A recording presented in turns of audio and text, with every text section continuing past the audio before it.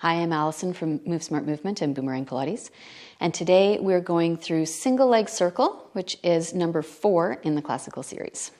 So I'll demonstrate the full exercise, and then we're going to break it down into more accessible modifications and variations so that everybody can enjoy this exercise. I'm going to show you 2 versions of the full exercise. The first one, we're going to let the pelvis move. So we're looking at kind of a rotation all the way through your pelvis and your lower back. So leg out to the side, sweep down and around. Allow your pelvis to follow the weight of your leg and then replant your pelvis as you come back to center. Same thing as you go the other way. Leg out to the side, pelvis moves, center your pelvis, leg out to the side, inner thighs to come back to center.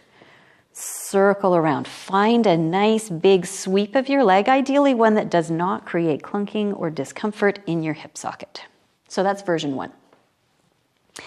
The other version keeps your pelvis super planted and you don't move your butt off the floor.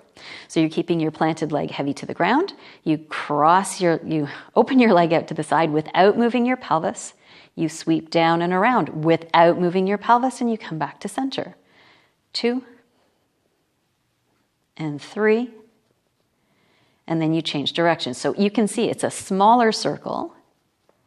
I'm using a little internal and external rotation as I go through the circle because that feels good in my hip joint. And then you come back to center. So that's the full version. As you may have absorbed by now if you're following along the series, I really like putting something under the head because I think it helps to access better core control for most people, but it's up to you to explore. So this would be version number 1. Modification number 1 is just, if you don't love having your head flat on the floor, it pulls on your neck, your eyes are looking behind you, or your ribs are lifting, finding whatever degree of support under your head and shoulders that works for you, that's great. So how do we make this more accessible? We add a little support. So if you have really tight hamstrings, you could absolutely do this with or without a strap, with your leg bent.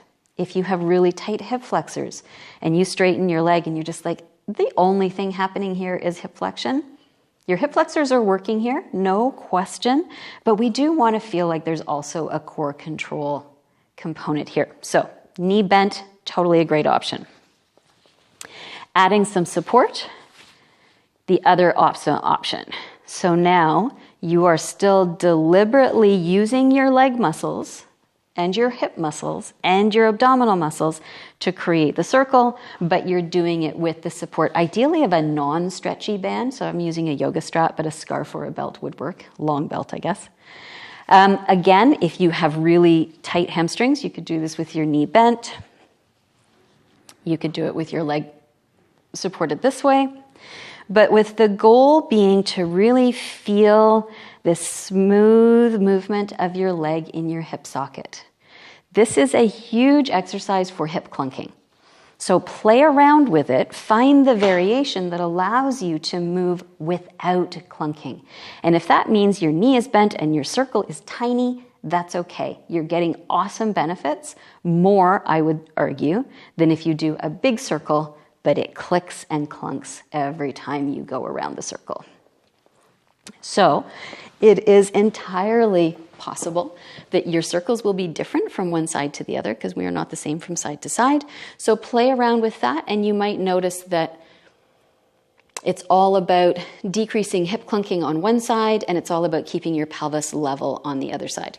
It's all good. Play around with it. We want this exercise to be available and fun for every body, including yours, and you can explore making it as fun or as detail-oriented as you want. So play around with letting your pelvis move and keeping your pelvis stable. But in every case, you're looking for fluid, controlled grace rather than clunky, chunky, uncomfortable.